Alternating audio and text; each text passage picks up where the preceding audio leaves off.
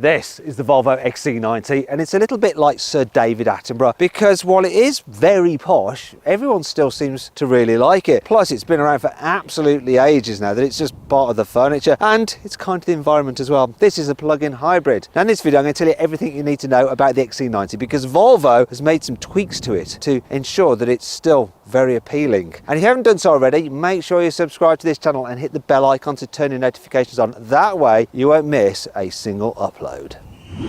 Buy, sell, car, wow. I'm going to start off this video by talking about the design of the XC90. So Volvo has recently updated it, but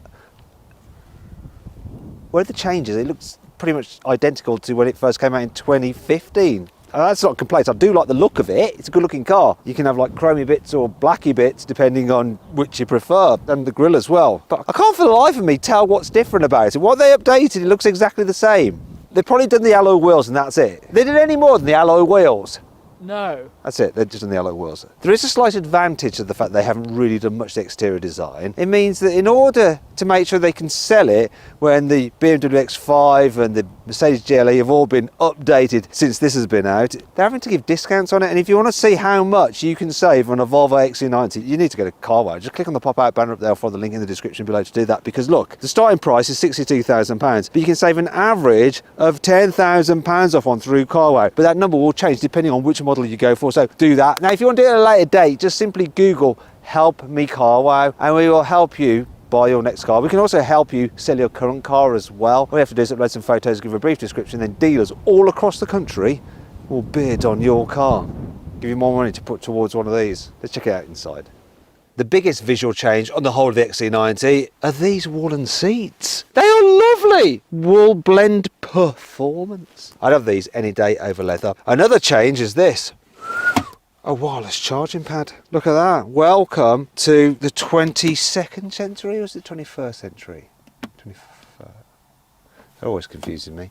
Anyway, you've got USB-Cs under there as well, but other than that, it's all very much normal XC90ness as it's ever been. So quality is pretty nice. The design is minimalistic. You've got a portrait infotainment system, though, to be fair, it feels a little bit old-fashioned now.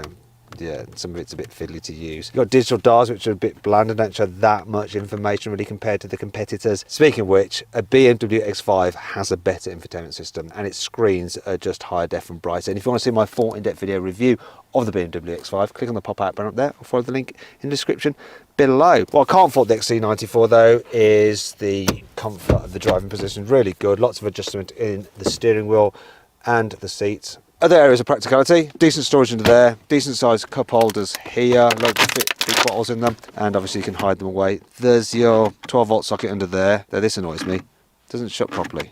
So on a ratchet, you have to do the last bit. Glove box, looks huge, but actually it's not that big because this shelf actually limits what you can put in that area. Door bins are big though, loads of room in those for very big bottles, and you've got this secret storage area under here for some bits and pieces, which is quite deep. Look, I'm fisting it, goes all the way in. Right, let's move to the back seats. Here in the middle of the road of the XC90, there's plenty of space. Look, lots of knee room, lots of headroom. You've got 3 individual chairs, and they all slide individually forward and backwards, and they also all recline individually. Now, when it comes to carrying 3 in this middle row at once, the person who gets the middle seat has a little bit less bum room because this is narrower, and there's a hump in the floor for them to straddle. But the footwells are nice and big, so there's plenty of space for everyone's feet, and the body's wide, so there's lots of shoulder room, so you can go a decent amount of distance in the back of this with 3 people in, and it's not too much trouble at all. When it comes to fitting a baby seat, it's quite easy to get a big bulky baby seat in through these large doors. The problem is trying to locate the Isofix anchor points because they're hidden in between the cushions there like that, so it can be a bit of a faff, but once you've got them located, there's plenty of space even for a bulky rear facing seat. Other things to note are the fact that, look, you've got some practicality with some nets here, we've got an armrest here with cup holders there, and there's also decent sized door bins that you can put spots in them. You've got 2 USB-Cs there, you've got your climate control there, so it's actually 2 zone here in the back as well, and 2 heated seats. The middle person doesn't get a heated seat. You've also got windows that go all the way down. And look at this. If you want to keep the sun off you, some manually operated blinds. Now then, let's check out the 3rd row. the seats move out the way nice and easily like that, and there's plenty of space to actually climb into the very back.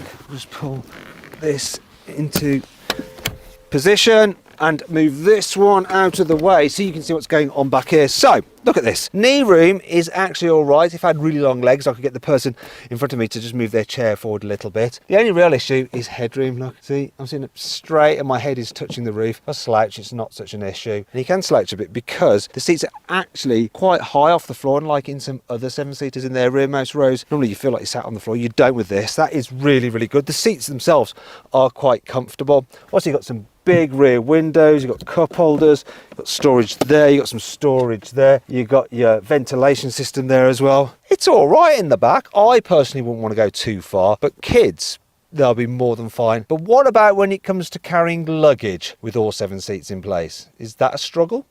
Have a look at this, right?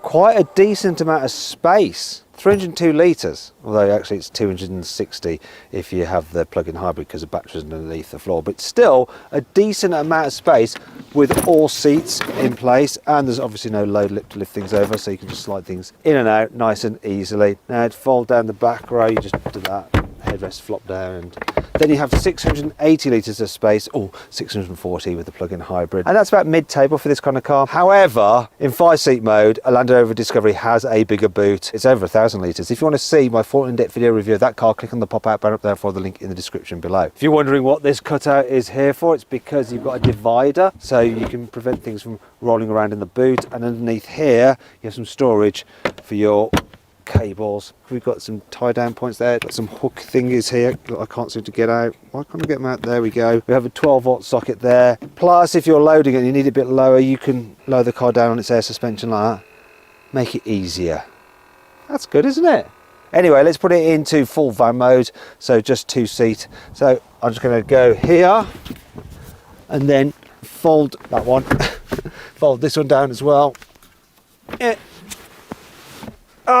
Got my finger stuck. I've literally got my finger stuck. Okay. Ow. And then this one. There is this big gap here that when you slide things to the front, look, it might get trapped. Let me just do it. Show you. So if you slide things in, see, it's going to catch there. So it makes it a bit harder. So you have to throw it in like that. And that brings me on to 5 annoying things about the Volvo XC90.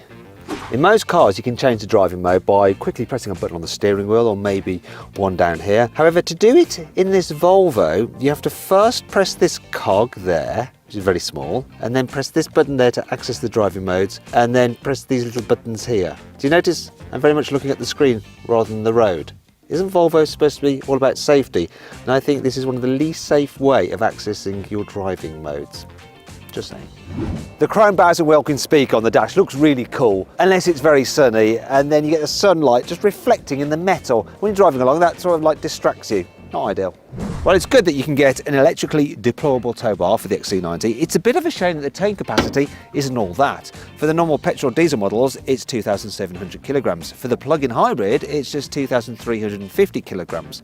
By comparison, the towing capacity of a BMW X5 hybrid or just normal internal combustion engine is 3,500 kilograms.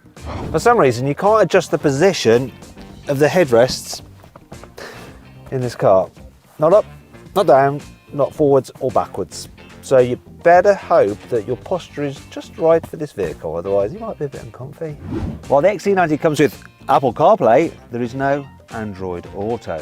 Boo. However, it's not all bad. That brings on to 5 cool things about this car. You see, you do actually get Google Maps, which is good. There's also Google Assistant, and I like this feature as well. Something called air quality, where you can monitor the actual pollutants in the outside environment. Look at that, you can check out whether there's any nitrogen dioxide, ozone, what the levels of sulfur dioxide are, and it will also tell you what pollen the filter has filtered out, whether it's from trees, grass or weeds. Marvellous. To prevent the rearmost seatbelts from rattling around when you're driving along, there's these little catches just up there which you hook the buckle over like that. There you go, look. It just keeps them nice and secure. The gear selector knob is made of pure crystal by Orifors. Looks lovely. It feels lovely too. It's a bit creepy, but yeah, I like how it feels. Look can't for the life of me remember where the heck I parked my XC90. I know it's around here somewhere. What's done with it? Oh, thankfully there's a little button on the key fob that if I press this, it should sound the car's horn, and then I'll be able to locate it using my ears. So here we go. Ah, there it is. Oh yeah, that feature saved the day. As with other car sound systems, you can alter the fade from front to rear. Big deal. However, the Barrett & Wilkins system also includes this stage effect where you can alter the intensity of the noise and the envelopment. Then there's the room functions where you can make it sound more like a concert hall or a jazz club.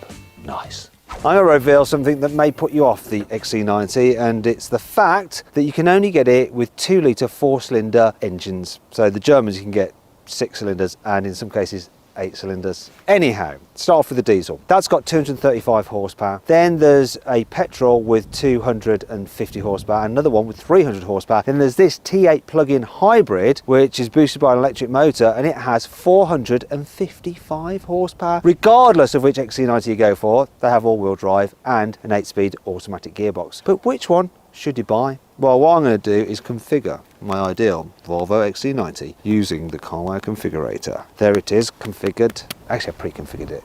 If you want to find out what the model is exactly and the saving through carwow, click on the pop-out banner up there or follow the link in the description below. But before you actually pull the trigger on one and buy it, you should find out what this car is like to drive. So let's do that. Let's start off by trying this XC90 out in town. So what I'm going to do is, such a faff, these driving modes, put it into pure mode, which means it's just electric power alone. It can do over 40 miles on electric power alone, and this is perfect when you're just doing the school run and you want a virtue signal to the other parents at the school gate. So yes, look at me, I'm just running my plug-in hybrid in electric only mode, I'm saving the planet, honestly. Seriously though, it's really good for just making the drive more relaxed. It locks it in electric power, it can go as fast as you need it to go really in town in electric power. All very smooth, all very nice, and it helps you keep the cost down as well, because you can just charge it at home and use this as an electric vehicle for short runs. Now, visibility, I'm turning right, nice big door mirrors, bit of a blind spot from this pillar here, but it's similar to most vehicles, to tell you the truth.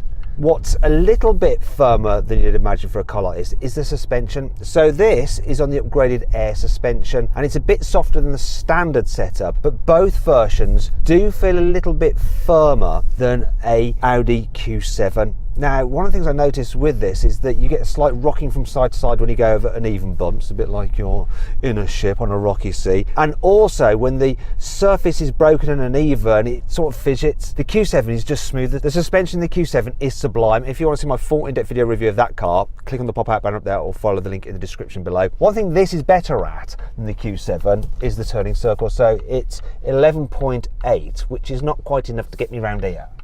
Oh dear, I'm going to cause chaos. No, I've got all the safety systems here, that's good. So that was telling me that there was a car, I didn't see that one, but the safety system picked that up. That was brilliant, that saved me. So really good that. Turning circle, bit better than a Q7 when you don't have the Q7 with rear steering, but not as good as a Q7 when you do have the rear steering. I could have got around there in one go if I've actually taken a better line, so that's my bad. And I think I've annoyed some of the local residents in this village well. Now, one thing to note is that being a plug-in hybrid, you have some regenerative effect of the braking. So when you first start braking, it's recharging the batteries. Sometimes that can make the braking feel really like grabby, and suddenly you end up like kind of headbanging the steering wheel when you're just trying to stop smoothly. In this, it's really well judged. So I can quite easily bring the car to a nice smooth stop. And you can't really tell the transition between when it goes from that regen effect to actual proper friction braking. All very good. Anyway, let's head out onto some faster roads, see how this car stacks up there. Sometimes when you get out on the faster roads in the country, you're thwarted by things like that. So what's the pickup like on this car when you need to get past tractors? Well, I'm throwing it from 30.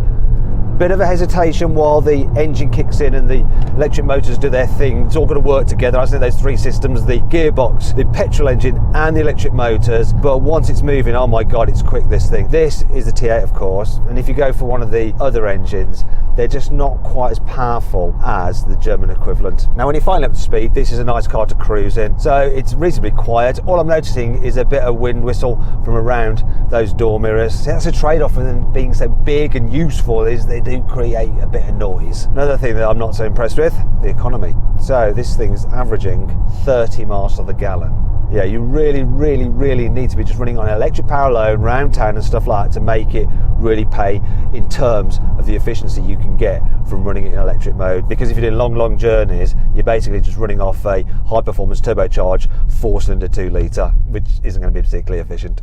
Speaking of efficiency, we're going to just sod it, because now we want to see what this car's like when you're on a twisty road. So I've put the XC90 into power mode. It's always going to make sure it's going to deliver maximum power from the combination of the electric motor and the petrol engine. So here we go, twisty road. What does this thing handle like?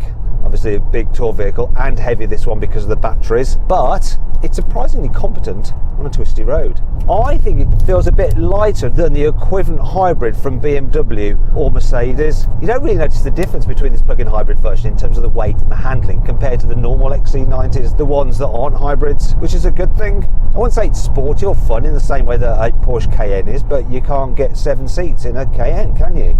It holds onto the road well. It's only when you really push it does start to wash wide a bit, but it's all safe, all predictable, and all manageable. You shouldn't be driving it like this anyway, to be fair. This is just me being a motoring journalist and, you know, testing cars properly. This is the corner that's really the tester. Look, nice and flat, and the punch from the 4-wheel drive system and the electric motors just getting you out that corner nice and sharpish. Really impressive. In fact, whatever's in the boot is just sliding around going, ah, what's going on? I think it must be the charging cables.